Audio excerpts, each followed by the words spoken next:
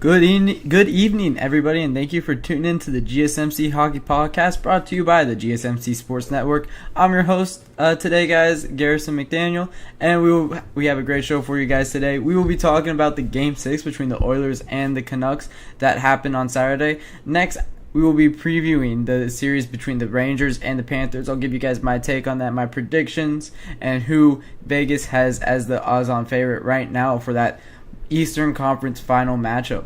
After that, we'll dive into the offseason for the Hurricanes as they were eliminated by the New York Rangers last week. I was unable to get into my thoughts on their offseason because of the Craig Berube news that hit on Friday night. So I had to scrap some segment. That was the one, but we'll make up for it. We'll talk about it in this episode today, guys. After that, I will be discussing Alexander Barkov and how him winning the Selke is really shows how far the Panthers have come in recent years. And then after that, stick around in the show, guys, where we will be talking about the current game that is going on right now, the Oilers versus the Canucks in Game 7. I'll be keeping you guys up to date on the score and the action in that one. But before we start, guys, I would like to ask that you like and follow the show. Also, we get a number of questions from you guys. So to ensure that your question gets read live on air, I ask that you use the tips and donations link at GSMCpodcast.net. This puts your questions at the top of the list so that I can see it, and it also really helps the show. Again, the link is, as you see on the screen right now, GSMCpodcast.net. All right, and without further ado, we're going to get right into our first segment tonight. It is the Oilers extending the series to 7. Oilers winning this one 5-1, and I'll give you guys a little bit of a breakdown, and then I'll talk about how that is affecting the Western Conference Stanley Cup playoffs right now. All right. Dylan Holloway opened the scoring in this one with a great individual effort. This is Dry's first point of this game. This is a big pattern in this game was Draisaitl and McDavid with the primary assists. It's Dylan Holloway. This is a great individual effort that out of him. This is something we haven't seen really in the playoffs, is the second line really starting to click. Dylan Holloway, Draisaitl, and Evander Kane. It's usually been Draisaitl getting points on the power play when he's out on the ice with Connor McDavid, when he's out there on the ice with Nugent Hopkins, Bouchard, these amazing Oilers first line, but it hasn't been him carrying really 5-on-5 his weight, and in this one we really saw it. So this is Draisaitl's first point, and this was a great indication of what the Edmonton Oilers want to see going forward. Niels Hoglander tied it after that. This was a feed from Elias Pettersson. This was about a minute after Dylan Holloway's goal, and it looked like we were going to have a great game after this one. This all happened in the first period, of course. Niels Hoglander just alone in the slot. We've been talking about this all postseason long, is a lot of players have been alone in the slot for one reason or the other, but defensemen need to be better. And this really, if I'm not mistaken, this was on Darnell Nurse, who was unable to recover on this one, or it was Evan Bouchard. I think it was one of those guys that really missed Niels Hoglander on this one. After this, Stuart Skinner really started to play way better. We called on him after, he had a poor series. Calvin Pickard coming in to replace him. After Calvin Pickard dropped, I believe Calvin Pickard dropped the game 5, and that's what led to Stuart Skinner. It was Calvin Pickard dropped game 5, Stuart Skinner coming back in, only giving up 1 goal in this game on 15 shots. It's the Oilers' offense really keeping the puck through the neutral zone. It's the Oilers' defensemen playing very well in the defensive zone. And then, of course, it is Stuart Skinner, not letting the puck pass him. 14 out of 15 is still a very good save percentage. They really needed this, and then the question now is Pickard or Skinner in Game 7. I've been setting this up, and Game 7 just started, so I actually have no clue who they went with. I'm going to look at that really quick because I think that is very telling. Who they went with, Stuart Skinner. Yes, they went with Stuart Skinner in Game 7. Went back to their starting goaltender for the long time throughout these playoffs. So that's very telling for the Edmonton Oilers. They trust their guys through Skinner. It really seems like they put Calvin Pickard in as a wake-up call for Stuart Skinner, and maybe it worked. Of course, we're seeing this in this Game 6, that it did work, only allowing 1 goal. So you're getting great minutes from him in this game. The Oilers, when they're getting good goaltending, is very, very unstoppable. That's, it's what's been very impressive for them is how well they've been able to score goals and how they've been able to win despite their poor goaltending. So in this one, having that great goaltending, of course, is really going to take them far if they can continue to have that. Zach Hyman scores a very Zach Hyman goal to make this 2-1. He's in the slot. McDavid. This is, if you want to look at all 50 goals that Zach Hyman scored in the regular season, I'm about to detail them to you. Zach Hyman in the slot. McDavid run around, find an open lane, gets it to Zach Hyman in the slot, and then Artur Shilov's, he probably should have saved this one. He didn't look great in this game, and actually that makes me wonder who they went for this Game 7. I assume they stick with Shilov's in this Game 7, but now I want to make sure because I think that that's also very telling for this one. Let me go to the Canucks here, and they do go to Artur Shilov's in this Game 7. We'll talk more about this Game 7 a little bit later, but I know Brock Besser isn't in this one. That's really disappointing for the Vancouver Canucks. He's dealing with his blood clotting issues. It's been ongoing for him. Nothing he can control, nothing anybody can control. It's very unfortunate to see one of our superstars in this league dealing with something like that is really not able to be fixed. So hopefully he'll be back if they do win this game. If they lose this Game 7, that's a hard one. We'll talk more about that in our 5th segment tonight, but I do really feel for Brock Besser, who's leading the team in goals, who's leading the team in points overall in this postseason. Not having him is going to be hard, and we're kind of seeing this in this Game 7 so far. Oilers up 10-2 in the shots on goal column. The score is still 0-0. Of course, I'm going to be keeping you guys up to date, as I said, on that game, what I'm seeing from it as we are doing this live here. But going back to this Game 6 real quick, it's once again that Zach Hyman shot. It's a hard shot. Shilov should have saved it. I believe he got a piece of it, but it trickles into the back of the net. And the Edmonton Oilers are up 2-1. After that, it's Evan Bouchard with an absolute missile from the point. He scores this. McDavid gets the primary assist on this one. This is his second primary assist of the game. Makes this game 3-1. That's a very impressive shot from a great young defenseman, Evan Bouchard. McDavid gets his 3rd assist of the night, puts the game away, 4-1 Oilers. I saw a stat that he now leads the Oilers franchise history in 3-point playoff games. Any stat leading the Oilers franchise and is going to be impressive because, you have the greatest hockey player of all time, probably one of the greatest North American athletes of all time playing for that team and holding every single skater forward record that he has it. So taking one from him, it doesn't matter how random the statistic is, it's still very impressive. Most 3-point playoff games in franchise history.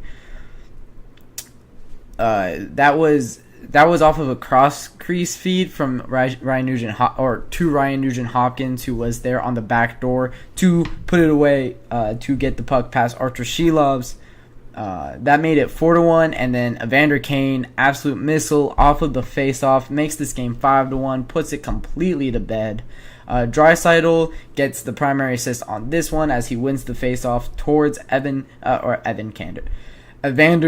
Kane, that's how you pronounce his name. And Draisaitl or McDavid had the primary assist on all 5 of the Oilers' goals. It's going to be interesting to see if they can keep it up in this Game 7, as it looks like the Edmonton Oilers are about to go on the power play.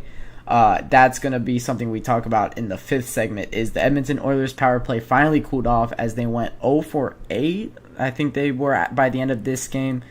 So it's going to be interesting to see if they could turn that around, because this game was played completely 5-on-5, which is very impressive for the Vancouver Canucks. But as it goes for the Edmonton Oilers, that is very impressive as it goes for the Edmonton Oilers. As it goes for the Vancouver Canucks, they need to win the game 5-on-5 if they want a chance in this game 7, because the Oilers hold such an advantage on the special teams. We haven't seen it in the past 2 games. However, it is a shock if they go 3 straight games without a power play goal, as I believe they are about to go on the power play here with 7 minutes remaining in the first. The Edmonton Oilers still 0-0 to the Vancouver Canucks. Of course, I'm going to be keeping an eye on that game. And then McDavid and Draisaitl in these playoffs has been absolutely amazing. 34 assists between the two of them, winning 5-on-5, no power play goals in either of the last 2 contests, and they're still the 2 combined for 5 points total on this game. McDavid, Draisaitl, and Evan Bouchard have as many points in the playoffs as the entire rest of the team combined. Those 3 have been absolutely amazing. Of course, I gotta tip my hat to Evan Bouchard when I'm talking about these guys. Also, I believe Evan Bouchard, I know Evan Bouchard is the NHL postseason leader in defenseman points, defenseman goals. I believe he also leads in defenseman assists, as he's having an unbelievable postseason. And you can only expect that to continue, because he probably is, barring Quinn Hughes, whoever comes out of this series, Quinn Hughes or Evan Bouchard, will be the best defenseman remaining in the postseason, as you have the Dallas Stars. Their best defenseman is Miro Heiskanen, who is amazing, but I don't think he stacks up to either Evan Bouchard or Quinn Hughes. And then you also have on the other side, Adam Fox is probably the Rangers' best defenseman, and I don't think he stacks up to either of those 2. And then the Panthers is probably Aaron Ekblad, of course, sorry. Aaron Ekblad is absolutely the Panthers' best defenseman. I was blanking on his name. And he is not as good as Evan Bouchard or Quinn Hughes in these playoffs, even overall as a player. So either of those players are going to have an advantage when it comes to anybody else that they play for the remaining of the postseason. It's going to be interesting to see if that does affect them. But with that being said, I am going to move on, talk about, in the second segment, the Rangers and the Florida Panthers as they start their series tomorrow. That's going to be a very interesting one, a very exciting one to preview. So we'll get right into that after I take my first break. I feel like I'm losing my mind. Is everybody in the world blind? Please, Lord, give me a sign, a sign. I feel like I'm losing my mind. Is everybody in the world blind? Please, Lord, give me a sign, a sign. I wanna be the greatest. Everybody on the fake shit. I look around and feel like everybody is the fakest. I make this every day and I'm impatient, hoping one day I blow up from the basement. Statement, the top is so vacant. I don't hear shit that I think is amazing. Waiting for my day when I'm playing sold out shows for 1,000 faces. Hey, give me that crown, get in my way and to be put down. It ain't your place, all this my town. If I want that shit, then I'll get it right now.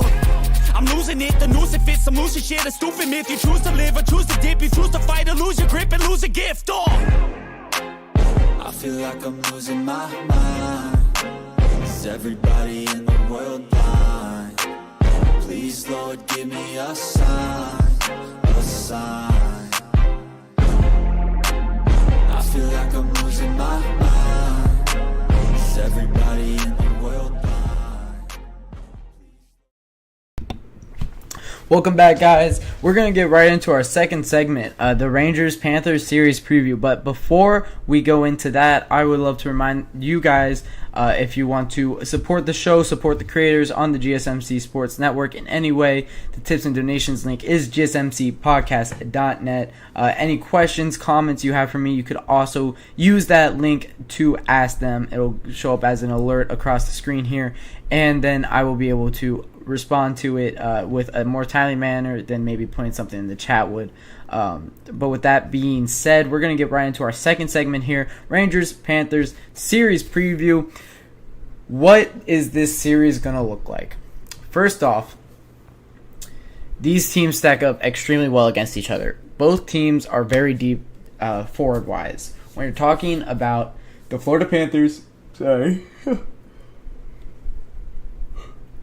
When you're talking about the Florida Panthers, Alexander Barkov, Matthew Tkachuk, Sam Bennett, Carter Verhaeghe, Anton Lundell, Kyle Okposo, Sam Reinhart, Vladimir Tarasenko. Those are your big forwards. Those are 10 amazing forwards. Then you have Evan Rodriguez, Nick Cousins, Ryan Lomberg, a bunch of guys, Kevin Stenlund. Those are your depth pieces. You have 10 spectacular forwards. You have 4 good, solid depth pieces. What does that look like on the ice? Well, you're able to roll 4 lines very well. You're able to play at a very high tempo on every single line because you are able to rest those guys for a little bit longer because you trust them. When you see top-heavy teams play hockey, you tend to see those players go out on the ice, more frequently. They'll go 1-2-3, 1-2-4, 1-2-3, 1-2-4, or it'll be 1-2-3, 1-2-4, 1-2, 1-2, 1-2-3. Cycle that, and they'll double shift these guys or triple shift these guys. Of course, I'm saying send out your first, second, third lines right in that order. So that's what it could look like when you got those top-heavy teams. But with the Florida Panthers, you're able to go 1-2-3-4, 1-2-3-4 very consistently. You have amazing depth pieces around these superstars that allows really Matthew Tkachuk, Alexander Barkov, Carter Verhaeghe, Vladimir Tarasenko, who is 32 years old, to play at a way higher tempo. These Florida Panthers forwards are very scary whenever you're going up against them as a defenseman core. And then beyond, on the backs of that, you still have very talented defensemen. Your top 6 looks a little bit something of Aaron Ekblad, Gustav Forsling, Brandon Montour, Dmitry Kulikov, Oliver Ekman-Larsson, and then it's usually Niko Mikkola, or you can lean towards Uvis Belinskis. All of these defensemen are utilized in a very similar way as you have your top pair, Ekblad Forsling, and then your second pair is usually OEL and Dmitry Kulikov, and then Brandon Montour and Niko Mikkola are your third pairing defensemen. And what that allows you to do is those guys are really talented on their own rights. First off, your middle 2 defensemen, Oliver Ekman-Larsson, Dmitry Kulikov, those are veterans. Those are amazing defensemen who have been around this league for a very long time. That allows you to be a lot more confident not having Aaron Ekblad and Gustav Forsling out there for so long. And then beyond all of that, you have 2 amazing goaltenders in Sergei Bobrovsky, and you haven't even seen Spencer Knight really in this postseason because they haven't needed him. Sergei Bobrovsky has stepped up in a way that we really haven't seen out of him when it comes to the postseason. It's always been, it's a tale as old as time when it goes to Sergei Bobrovsky. He's not able to really do it in the postseason, but it's been very impressive for him. So they're getting amazing goaltending out of him. The Florida Panthers are probably the second best team in the NHL on paper. I'd still say the New York Rangers are the best team on paper, but this Florida Panthers team is still a very scary team. It's going to be interesting to see what they look like after the end of... going into next year, it'll be interesting to see what they look like. But when it comes to the New York Rangers, they have by far the most talented top six, and then their third and fourth line guys are still amazing. What their team looks like is usually Artemi Panarin, Mika Zibanejad, Chris Kreider. Artemi Panarin, Mika Zibanejad, and Vincent Trocheck. That's usually your first line. Then you have Chris Kreider, Barclay Goodrow, and it's been that second line right wing has been a little bit in the air. I've seen Jack Roslovich play on the second line right wing. I've seen Philip Hiddle play on the second line right wing. And then even Alexis Lafreniere has gotten that time. But, that being said, plug any of those guys. 2 of the 3 of them are going to be on your third line. So take 2 of those 3. And then your center on that third line is usually Adam Edstrom. I believe he's been playing center. Alex Wunberg has been playing center on that third line. And Capo Caco has been one of the other wingers. And then your fourth line has been, Matt Rempe, who has played very well in the postseason. You've got Will Kyle. Kyle. That's a very hard name to pronounce. It's spelled Cuylle. So Will Kyle, that's how you pronounce it. He's been very good on the fourth line. And then your other fourth line forward has probably been Jimmy Vesey has seen some time there. You have Johnny Brodzinski, who has seen some time there. So those 4 lines are amazing for the New York Rangers. And they don't even have Blake Wheeler, who has been out for a very long time, who is out for the remainder of this postseason. That forward group is the only one that could really match up with the Florida Panthers, and I think that they match up very well. You have absolute superstars going back through this first line. It's Artemi Panarin, Mika Zibanejad, and Vincent Trocheck. That has been probably the best line in hockey for the last few years, honestly. And then your second line, once again, has been absolutely amazing. Chris Kreider, who just had a natural hat trick in Game 6 against the Carolina Hurricanes. Philip Hiddle, who has been very good this postseason. Barclay Goodrow, who has been very good this postseason. And then you have a former first overall pick in Alexis Lafreniere, who is being used on the third line sometimes on the second line. You have former first-round centers on this team in Jack Roslovich and Alexander Wunberg. Capo Caco, former third overall pick. Jimmy Vesey, who has been a very serviceable player. This forward group has been amazing in the postseason, and they are just amazing, absolutely. Then moving on to the defense, you have one of the more well-rounded defensive cores the NHL sees. You have Adam Fox, Jacob Trouba, Keandre Miller, and Ryan Lindgren. Those are the 4 who make up your top 4. And then your third line defensive pair has been Zach Jones and Eric Gustafsson. Usually you have Braden Schneider playing a little bit in this postseason. And then, of course, you have Igor Shesterkin as your goaltender, who is the best goaltender in the NHL, I would say hands down. So this team on paper, in my opinion, is absolutely the best team in the NHL. He is. They are spectacular from top to bottom, from first line all the way down to third defensive pair. It is absolutely one of the best in the NHL. So I think that these teams stack up very, very well against each other. And we've seen it in the postseason. These two teams have really been on a collision course for each other. Florida Panthers coming off of a Stanley Cup final run last year, of course losing it to the Vegas Golden Knights in heartbreaking fashion. But this is a very similar team. They didn't have to go up against the New York Rangers last year. This Rangers team is top to bottom fantastic. President's Trophy winning team for a reason. With that being said, of course, my prediction is, as I've given you guys hints throughout this postseason, I do have the New York Rangers winning the Stanley Cup, which means that they do have to beat this Florida Panthers team. I have them beating this Florida Panthers team in 6. The betting odds, I'm looking at DraftKings Sportsbooks for my betting odds. You have the Florida Panthers at minus 150 to win this series. So I'm going against Vegas in saying I have the New York Rangers winning this one. But I think that it is still the right pick. I think the New York Rangers, I wouldn't say are outclassed in this one, but I do believe the Florida Panthers are just the better side, are the better team.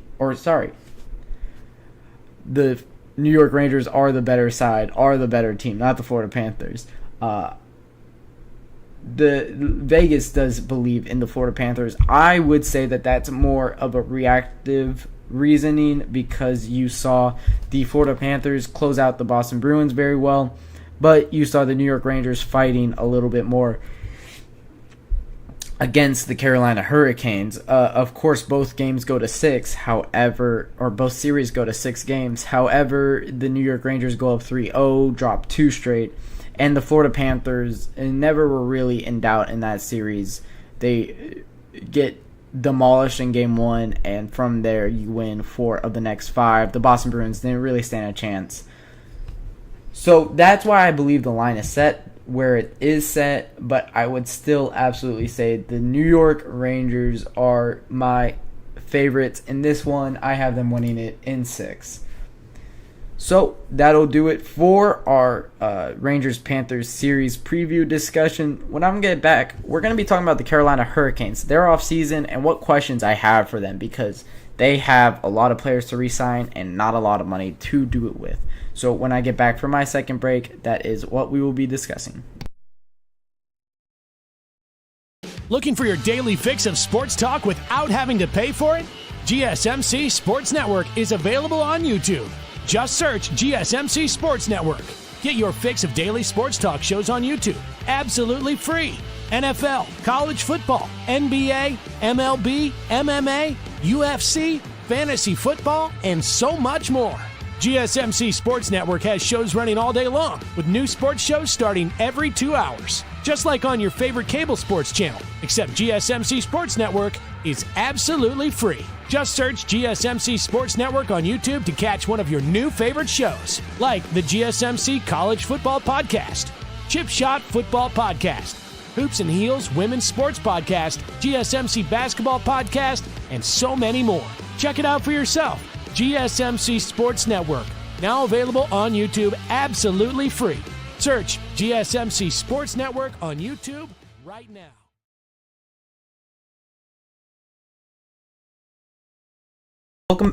Welcome back, guys, to our third segment where we'll be talking about the Carolina Hurricanes and following this picture and following this event, what their offseason, what their future really holds in store for them. Doing a little bit of deep dive into this team, you have, on paper, you had a great team last year. However, you have, I'm going to start where I usually would end and talk about their goaltending situation because I think that this is the one that, I think that this is the most interesting part of this team. You have Frederik Andersen, who has a year left after this offseason. He's still on contract through the end of next year. He's 34 years old. He didn't look amazing, and I believe that it might be time for the Carolina Hurricanes to move on from him. He isn't taking up much of your cap. That's the problem. It doesn't really make sense to not have him, but I believe $3.4 million is still money that you need. Kochetkov proved to be a good starter. You see it in this picture, him over 52. That's their backup goaltender. You also have Spencer Martin, who is their backup goaltender.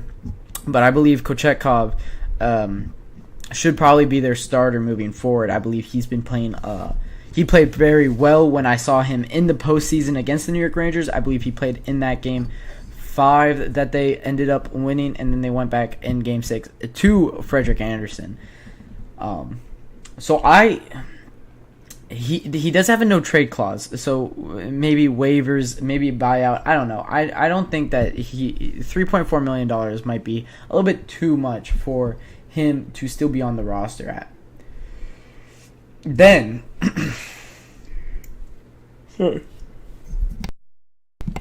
then for the Carolina Hurricanes, you have fantastic defensemen who need new contracts. Brady Shea, Brett Pesce, both of them have said that they want to resign. They want to stay in Carolina, and I don't know how much of a pay cut they're willing to take to do it. You have a UFA in Anthony DeAngelo, who looks like that's just going to be a walk. It looks like Tony DeAngelo is heading to the free agency market. Jalen Chatfield, who I believe will go to the free agency market. Dylan Coughlin, he is an RFA for the Carolina Hurricanes. I believe that they'll probably re-sign him and use him as their sixth defenseman on this roster.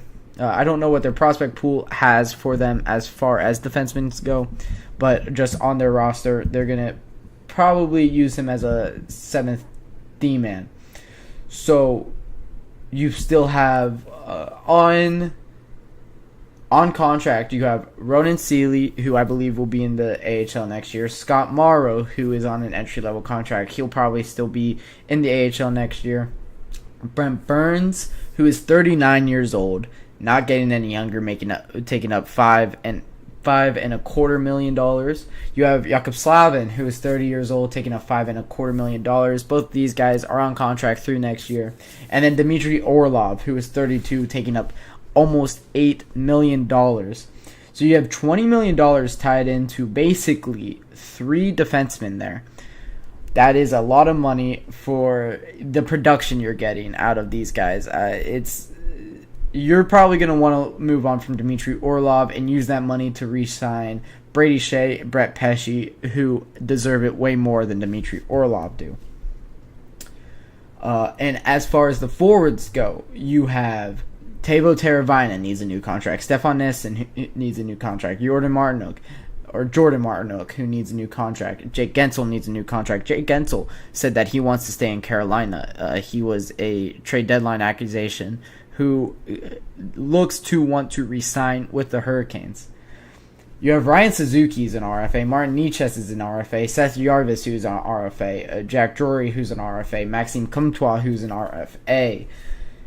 That is a lot of forwards. What is that? 9 forwards who need new contracts. 9 forwards, 2 defensemen you're looking to re-sign. That's 11 skaters. All right, why is that a problem? Right now they have $27 million. You need to re-sign 11 skaters with $27 million. That's a little bit scary. And it's not like these guys are going to really want to take pay cuts here. You're talking about Brady Shea, Brett Pesce. I say Brady Shea probably gets around $6 million.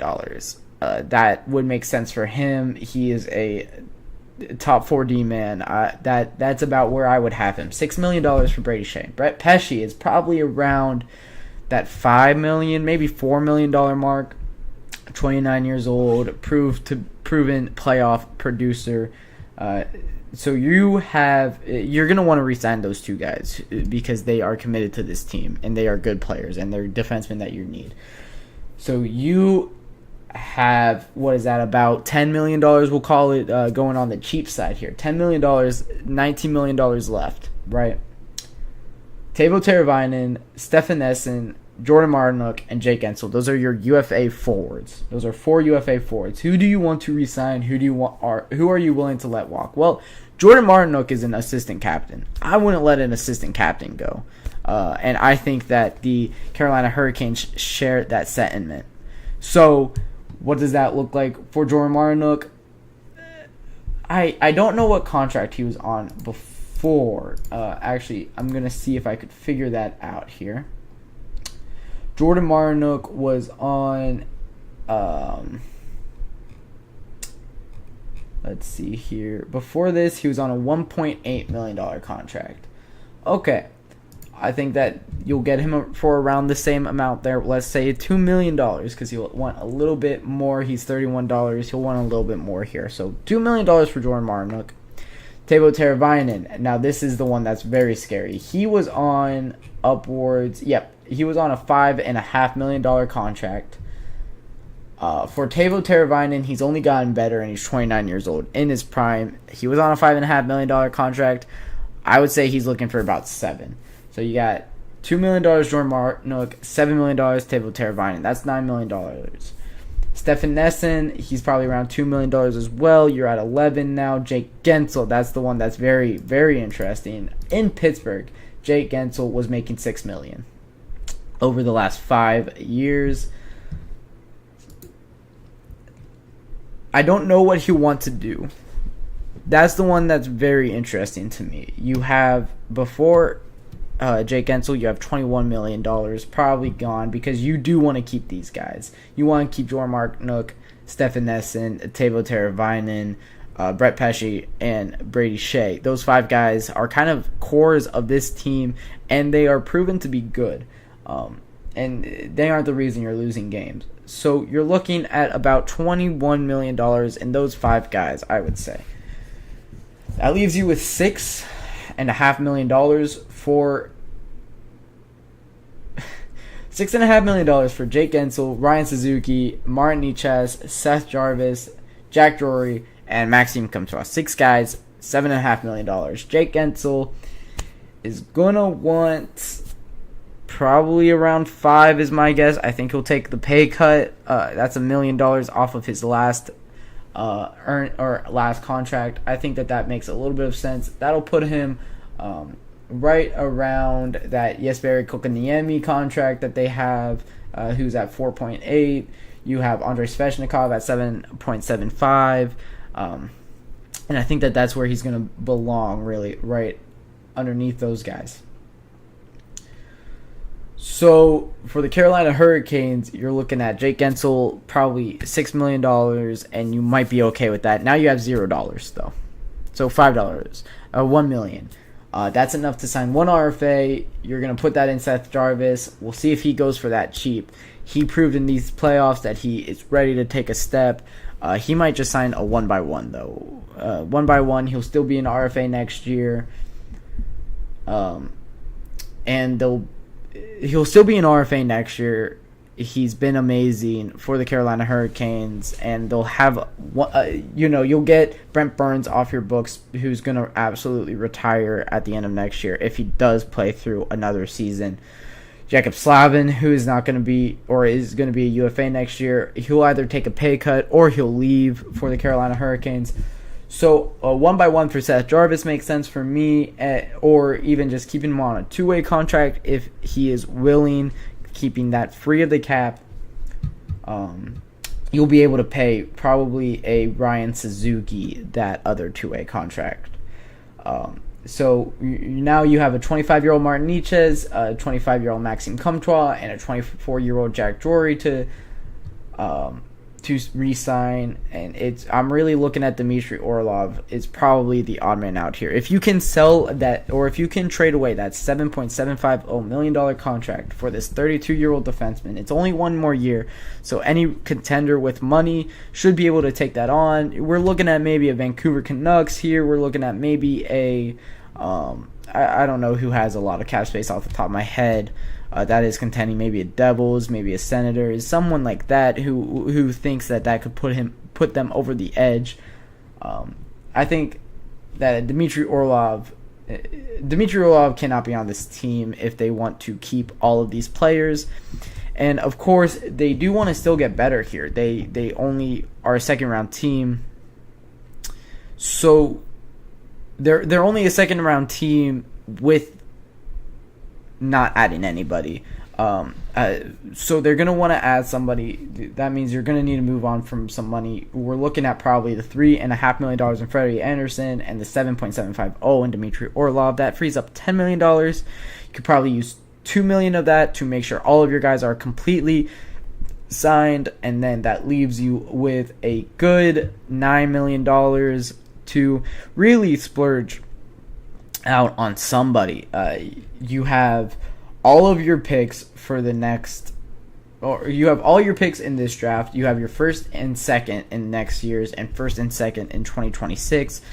You can go out and get a pretty decent piece for that. And I think that they're really looking at maybe a top 6 forward to pair up with, You have Sebastian Aho, Andrei Svechnikov. Jesper Kotkaniemi is probably your second-line center. And then you probably have Jake Gensel on your first-line right wing. Teuvo Teravainen on your second-line left wing. So you're looking really about second-line right wing guy. Maybe I would add to this team to make sure you kind of push it over the edge. Maybe Seth Jarvis could be that guy, but I would say that that's probably better saved for the third line. So I think that the Carolina Hurricanes, first off, first order of business, need to re-sign their guys. Second order of business, they need to go out and get probably a second-line winger, either left or right, whichever one. You could probably work your team around that. Third off, you don't need the picks that you have. I would say use those to either help you get the second-line right winger or to get better depth defensemen. If you do want to move on to Dmitry Orlov, you'll be able to have Jakub Slavin, Brady Shea, Brett Pesce be your cornerstones of your D, and then have Brett Burns, and then a couple more bottom two defensemen who can really carry this team. The Carolina Hurricanes are not in that scary of a position. They don't need to sell their entire team, but this is a very pivotal offseason for this team, for this squad, if they really do. They've had Stanley Cup hopes for a very long time. They do re-sign their head coach, Rod Brindamore, who brings that championship caliber team to Carolina. So I'm going to be very interested to see what they do in the offseason, and that will be definitely one that I follow along very closely for you guys. So with that being said, we're going to get into our fourth segment after I take my third break of the night, where we'll be talking about Alexander Barkov and him winning the Selke. Thank you.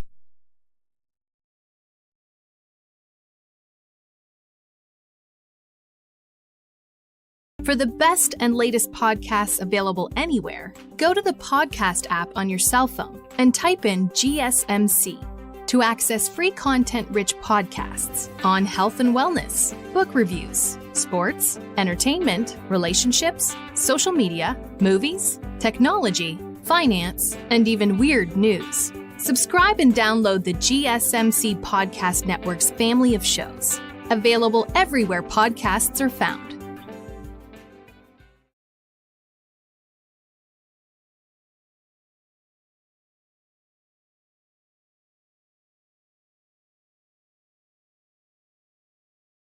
Alright guys, welcome back to the GSMC Hockey Podcast. During that third break, I want to take a drink of water and spilled it all over my shirt. So, a little bit of a wardrobe change really quickly as we go into our fourth segment.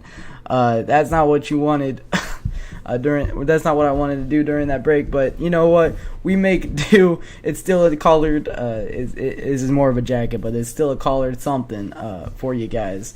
Keep it a little bit professional. Can't believe I did that. The Edmonton Oilers scored. Sorry. All over the place right now. Cody Ceci gets this game rolling as the Vancouver Canucks finish the first period only with 2 shots on goal during the entire 20-minute frame. And the Edmonton Oilers really pouring it on here early in this one. Cody Ceci scores his second of the postseason with that goal.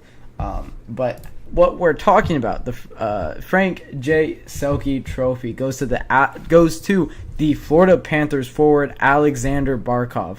This is his second Frank J. Selke of his career, him winning most recently in 2021. This award has gone out to Patrice Bergeron, most notably. First off, the Frank J. Selke is the award that goes to the best two-way forward in the NHL. Two-way forward meaning defensively and offensively, which is why it's really the Patrice Bergeron Trophy. The first time that this was awarded was in 1978. It went to the Montreal Canadiens winger, Bob Gainey. Bob Gainey, over the course of his career, went on to win this 4 times. He won the first 4 of these. Some notable names that won this: Bobby Clark of the Broad Street Bully Philadelphia Flyers.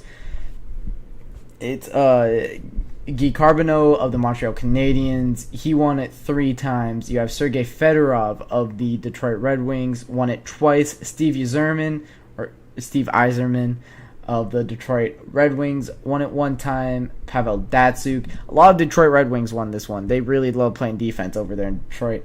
But Pavel Datsyuk won it 3 times in a row in the mid-2000s. Rod Brind'Amour, the Carolina Hurricanes' current head coach, won this twice. And then it gets to the current era, which we've seen going back to 2008. Pavel Datsyuk 3 times straight. As I said, Ryan Kessler won it in 2010-2011 with the Vancouver Canucks when he took that team to the Stanley Cup Finals. Next year, it was Patrice Bergeron with his first of his career. This turned into his trophy, really. It was Jonathan Toews after that of the Chicago Blackhawks. Patrice Bergeron went back-to-back. Anze Kopitar won it in 15-16. Patrice Bergeron again in 16-17. That was his 4th. And then it was Anze Kopitar, Ryan O'Reilly, Sean Couturier. And then you get to Alexander Barkov's first. Patrice Bergeron won it back-to-back again in 2021, from 2021 to 2023. And then most recently, Alexander Barkov. Great forwards win this award. It is a prestigious one. It is one that he is definitely very, very proud to have. It's very similar to the Defensive Player of the Year award in the NBA. It's an honor for these guys to get an award like that, and Alexander Barkov really prides himself on his two-way ability and his two-way game. The winner of the Selke has been an all-star in almost every year besides maybe a few, and you have Hall of Famers winning this award. So it's definitely one that he's very, very proud to have got in the trophy cabinet, not just once, but twice now for Alexander Barkov. And it is the Florida Panthers' kind of identity, is playing this two-way game, and we really see it in this postseason. And this is really what's going to have to bring them over the New York Rangers. They're amazing forwards. That's the difference, really. You have the skill of the New York Rangers forwards on this team, but the New York Rangers forwards don't have this amazing defensive ability as well. I believe the Rangers have a little bit better offensive ability. That's still why I believe in them. But in this series, for Alexander Barkov, he is absolutely going to be a key factor, play such a pivotal role for the Florida Panthers as he has his entire career ever since, he was drafted back in the 2014 season, or 2013. 2013 was his draft year. His rookie year was 2014. Alexander Barkov, of course, has been, he's been a mainstay of this Florida Panthers first line, really, his entire career. Of course, playing with Jonathan Huberdeau for the longest time, and then now he's kind of taking the team by the reins here. Him and Aaron Ekblad are, of course, the top guys on this team. Alexander Barkov, the second overall pick in 2013. Aaron Ekblad, the first overall pick in 2014. These two guys have made a duo on the Florida Panthers that has been very fun to watch for a very long time. So, in this, what the Selke means in terms to this postseason is you really see the ability of this Florida Panthers forwards. What they're able to do differently than a lot of other teams is overwhelm the forecheck, overwhelm in the offensive zone when the opposing team is trying to break out, creating turnovers in high pressure situations and being able to turn that defense into offense is really Alexander Barkov's specialty. He's made an absolute career and a very fantastic career in the NHL at that by doing that, maybe even a Hall of Fame career by doing this.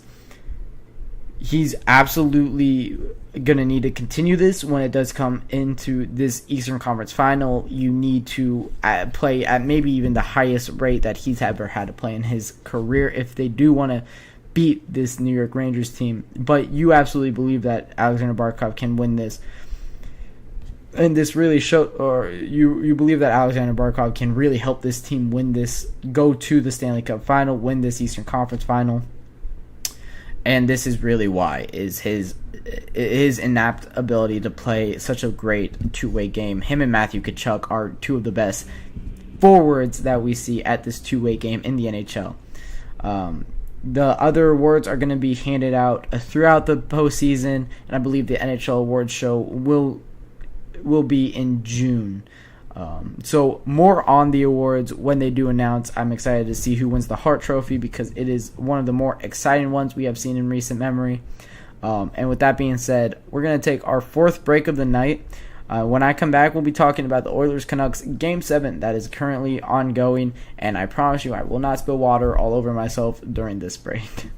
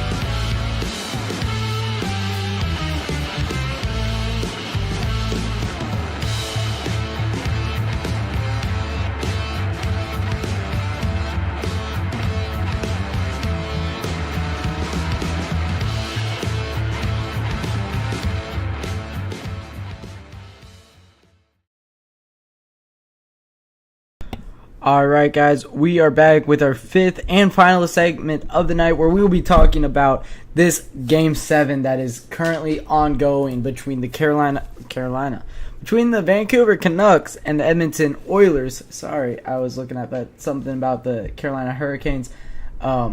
This is not even a close game. We saw in Game 6 a 5-1 win by the Oilers. Right now what we're looking at is 2-0 Oilers. Shots on goal comparison is 23-4. It's not going to get it done. 4 shots on net, and the Edmonton Oilers do score as we were taking that break. Ooh, wow, this game might be over, and we might be seeing the Oilers in their second Western Conference final in a row. Another fantastic postseason for Connor McDavid and Leon Draisaitl together. This one's not close, guys. It's the Vancouver Canucks just absolutely laying down to the Edmonton Oilers. The Oilers up 2-0 once again in this Game 7 with 13:40 to go in the second period. They have gotten goals from, and we talked about it in Game 6, it was production from who? Connor McDavid, Leon Draisaitl. They're not even on the score sheet yet in this game. Cody Ceci gets his second of the postseason from Brent Kulak and Dylan Holloway. That's how they score their first goal. And then a little bit later in the second period, you have an Evan Bouchard goal. Of course, it's an Evan Bouchard goal from Ryan Nugent-Hopkins and Zach Hyman. Zach Hyman gained his third assist of the postseason. That's something we're going to want to see from him a little bit more, turned into more well-rounded offensive game instead of just being on the net, being able to make that other pass there. So, 2-0, 23-4 shots. This isn't on Shelovs. You need 4 shots on net. Try to wrap my head around this. Of course, I can't watch it, so I'm trying to picture what's happening, what's causing this, and the only thing that I can think about is not having Brock Besser. We talked about him earlier. He is one of the greatest forwards in the game right now, and not having him really sucks. So, I was going to talk about what the Canucks need to do, or what the Oilers need to do in this Game 7 if it was a close one. I thought that it would have been a little bit closer, but 2-0. Of course, 2-0 score-wise is close, but 23-4 shots, this is a rout. This is the Oilers kind of dominating them. So instead of that, I think what we're going to do is an on-the-fly adjustment here and talk about the Vancouver Canucks a little bit off-season wise. We're not going to go into a full off-season breakdown of them.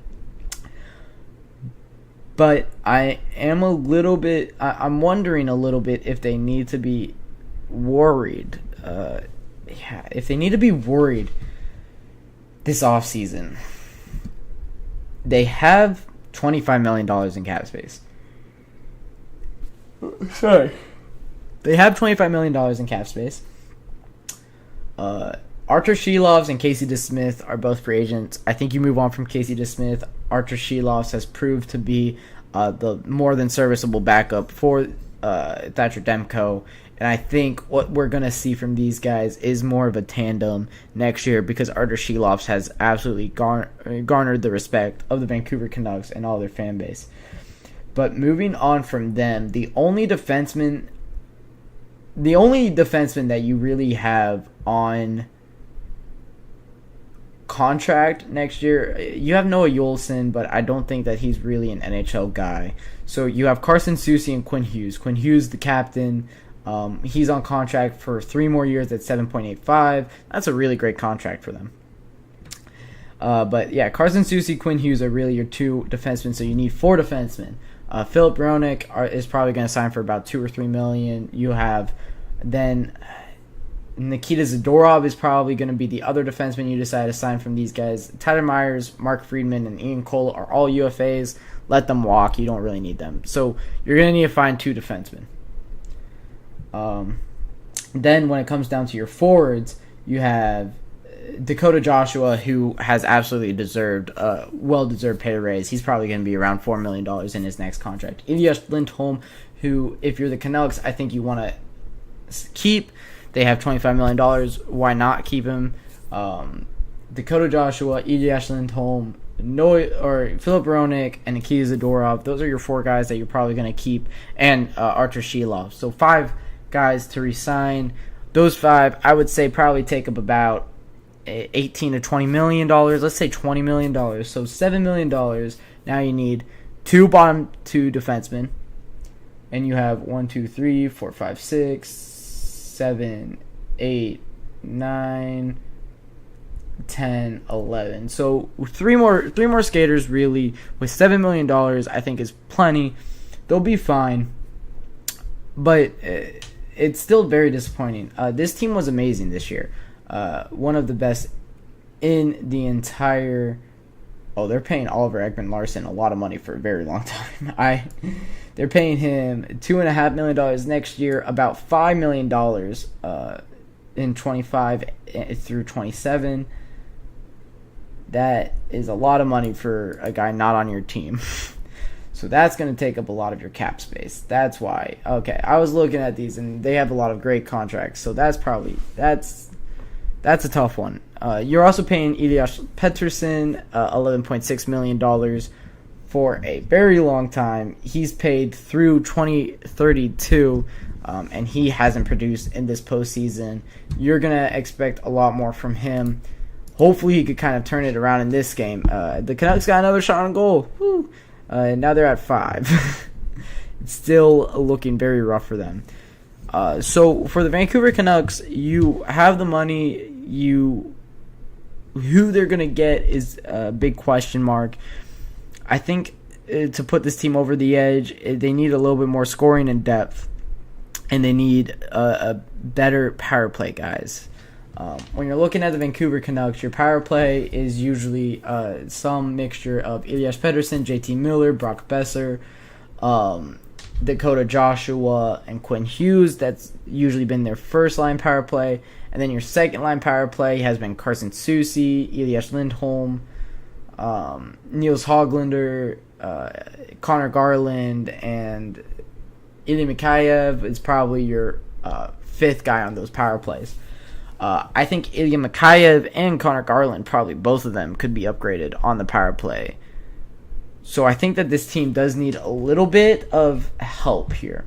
Down in their what's the word I'm looking for? In their prospect pool, they do have Jonathan Lekkerimäki, who I believe is really good. They also have Anybody else that really I love here in their prospect pool? Aturatu, who is Aturatu. Sorry, that's how you pronounce his name. He's been really good, but we haven't seen him take the next step. Tristan Nielsen, who could be very good.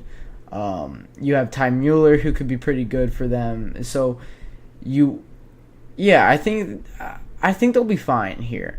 I think the Canucks will be fine. It's still very disappointing. It's still a very, very disappointing result here. 2-0. The last two games, they haven't shown any fight here after going up 3-2. This one, maybe not any fault of the Canucks. It's without Brock Besser. Nothing anybody could do about that. Blood clotting issues is a very big problem. I'd be very disappointed if I was the Vancouver Canucks. 2-0. It doesn't look like they have a little bit of life here. And that's how they're going to go out of this postseason. When they really, I really think that they thought that they had a chance against the Stars and making it to the Stanley Cup Final, being one of the only Stanley Cup Final, one of the only teams Canadian teams to make the Stanley Cup Final since those 93 Montreal Canadiens. Of course, in 2021, the Montreal Canadiens made it to the Stanley Cup Final, but in that division, they only went up against other Canadian teams until the Final Four, so I don't really count that too much. So really, 93 was the last time a legitimate Canadian team made it to the Stanley Cup Final, so we'll see if the Edmonton Oilers can be the ones to do that. As it's very exciting for them. But yeah, Vancouver Canucks going out a little bit sorry in this one. I would be very disappointed if I was them. I believe the Dallas Stars are looking at this kind of excited because you know that they do match up very well against the Edmonton Oilers. We'll do a full series breakdown on that one if the Oilers do win this game on Wednesday. But with that being said, that will wrap it up for our Monday night podcast. It's great to be back from the weekend, guys. But with that all being said, thank you for tuning into the GSMC Hockey Podcast presented by the GSMC Sports Network.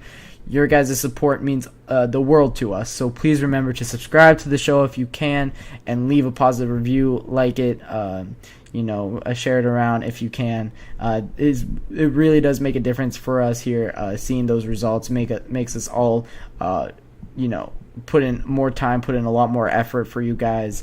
And then we also invite you to follow us on Facebook, Twitter, TikTok, and Instagram for more content and updates. So all of you guys, thank you for your support. And once again, have an absolutely lovely rest of your night. A bad day. Yeah, I'm tired of shit, and the coffee ain't hit yet. Damn, ain't that great. I don't wanna go to